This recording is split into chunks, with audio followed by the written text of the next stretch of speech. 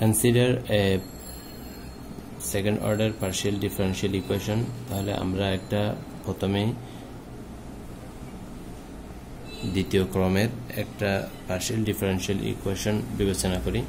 R R plus S S plus T T plus F of X Y Z P Q is equal to 0। এই সমীকরণটা কখন hyperbolic অধিবৃত্তাকার, কখন parabolic পরাবৃত্তাকার, কখন ইলিপ্টিক বা উপবৃত্তাকার হবে। যদি আমাদের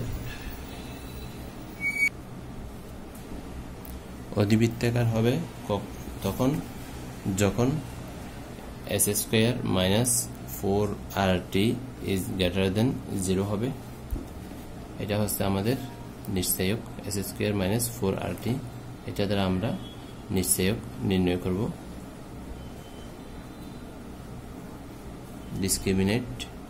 তারপর প্যারাবোলিক কখন হবে? প্যারাবোলিক হবে S square minus 4rt is equal two যখন 0 হবে। আর ইলিপ্টিক্যাল হবে কখন? যখন S square minus 4rt is less than 0 হবে।